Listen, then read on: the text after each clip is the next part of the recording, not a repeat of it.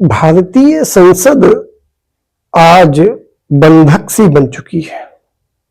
नमस्कार, मैं हूं विनीत वाजपेयी और आप देख रहे हैं राष्ट्र धर्म संवाद। इस अंक में आपका स्वागत है।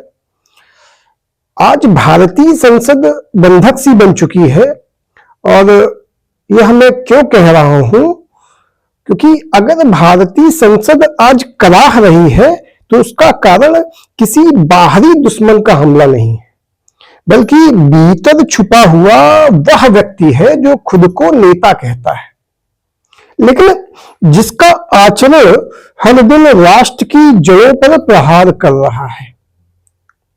हाँ जी, मैं बात कर रहा हूं राहुल गांधी की। राहुल गांधी का हालिया संसदीय व्यवहार यह साबित करता है कि उनके लिए संसद अब लोकतंत्र का मंदिर नहीं है, बल्कि अराजकता फैलाने का हथियार बन चुकी है। चाहे वो जनरल नरवणे की किताब का मुद्दा हो या स्पीकर के ऑफिस में अभद्र व्यवहार, और या संसद के गेट पर किसी सिख मंत्री को गद्दार कहने का। यह राजनीतिक विरोध नहीं है, यह राष्ट्र की संवैधानिक व्यवस्था के खिलाफ खुला युद्ध है। और भारतीय संसद केवल एक इमारत नहीं है, यह उन लाखों बलिदानों का प्रतीक है जिनके कारण भारत एक संप्रभु राष्ट्र बना। लेकिन राहुल गांधी के लिए यह पवित्र मंच कोई महत्व नहीं रखता। हालिया सत्रों में आपने देखा कि उन्होंने बार बार यह साबित किया कि उन्हें ना संविधान की परवाह है, ना परंपराओं की, और न उस जनता की जिन्होंने उन्हें भेजा है। उनका एक ही एजेंडा दिखाई देता है, अगर सत्ता हमारे हाथ में नहीं है तो व्यवस्था को ही तबाह कर दो। और संसद को बार बार ठप करना कोई सामान्य राजनीतिक हरकत नहीं होती, यह सीधे सीधे राष्ट्र के निर्णय तंत्र को पंगु बनाने की कोशिश होती है। और जब बजट पर चर्चा होनी हो, जब राष्ट्रीय सुरक्षा, रोजगार नीति जैसे विषय सामने हो, ठीक उसी समय राहुल गांधी और उनकी टोली हंगामा खड़ा करने लगती है। यह संयोग नहीं है, यह रणनीति है, राष्ट्र को आगे बढ़ने से रोकने की रणनीति। और सबसे खतरनाक बात यह है कि यह सब खुलेआम संविधान की अवहेलना करके किया जा रहा है। देखिए, पीठासीन अधिकारी जो पूरे सदन में संविधान का प्रतिनिधि होता है, उससे जिस भाषा में बात की गई वह केवल असंसदीय नहीं बल्कि राष्ट्रद्रोही मानसिकता का संकेत देती है। अध्यक्ष की कुर्सी का अपमान वास्तविक तौर पर संविधान का ही अपमान हुआ, और जो संविधान का अपमान करे वह स्वयं को राष्ट्रभक्त कहने का अधिकार खो देता है।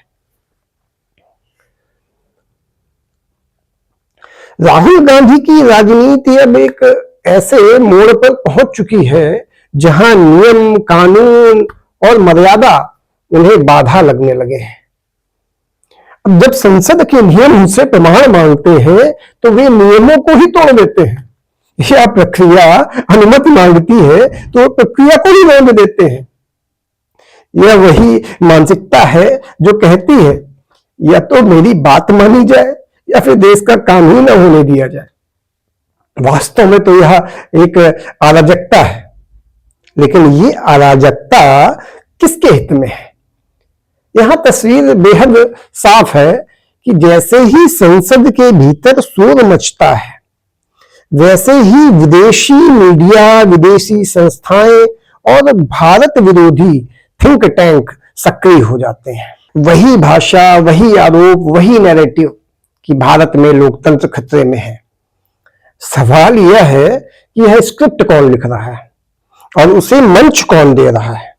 यह कोई रहस्य नहीं है। राहुल गांधी भारत के आंतरिक मामलों को अंतर्राष्ट्रीय मंचों पर ले जाकर रोते रहे हैं। वह देश की संस्थाओं को विदेशी ताकतों के सामने कटघरे में खड़ा करते रहे हैं।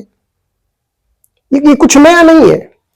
और जब संसद के भीतर अवरोध खड़ा किया जाता है और बाहर विदेशी मंचों पर भारत की छवि को धूमिल किया जाता है, तो यह केवल संयोग नहीं रह जाता, यह एक खतरनाक गठजोड़ का संकेत देता है, जहां घरेलू अराजकता और विदेशी नैरेटिव एक दूसरे को मजबूत करते हैं। और इसका सबसे बड़ा नुकसान भारत की संप्रभुता को होता है। देखिए, विपक्ष लोकतंत्र का हिस्सा होता है, लेकिन विपक्ष का अर्थ विध्वंस नहीं होता। सवाल पूछना राष्ट्र विरोध नहीं है, लेकिन संसद को बार बार ठप करना राष्ट्रघात की श्रेणी में अवश्य आता है।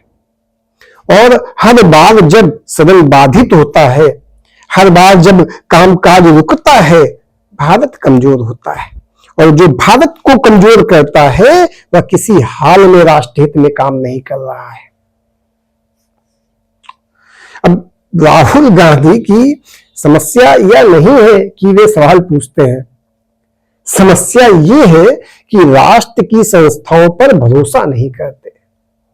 उन्हें संविधान से ज्यादा विदेशी प्रमाण पत्रों पर भरोसा है।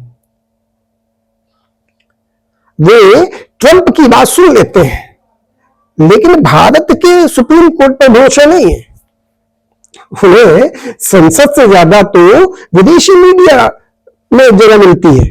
आज भारत जब विश्व राजनीति में आत्मविश्वास के साथ खड़ा है, जब भारत अपनी सीमाओं की रक्षा करने में सक्षम है, भारत जब सैन्य, आर्थिक, कूटनीतिक मोर्चों पर मजबूती दिखा रहा है, ठीक उसी समय देश के भीतर एक ऐसी राजनीति सक्रिय है जो भारत की ताकत से असहज है,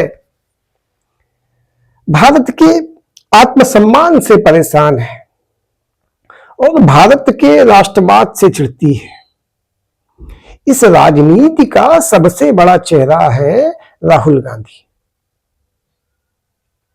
देखिए, अब यह केवल आरोप नहीं रहा, ये अब एक प्रकार से पैटर्न बन चुका है कि राहुल गांधी की राजनीति भारत को भीतर से कमजोर करने की दिशा में काम करती दिखाई दे रही है। भारत में चुनाव हारिए और विदेश में जाकर देश को बदनाम करिए। जब देश की जनता उन्हें नकार देती है, तो वे लोकतंत्र पर सवाल उठाने लगते हैं। जब चुनाव हारते हैं, तो चुनाव आयोग को दोष देने लगते हैं।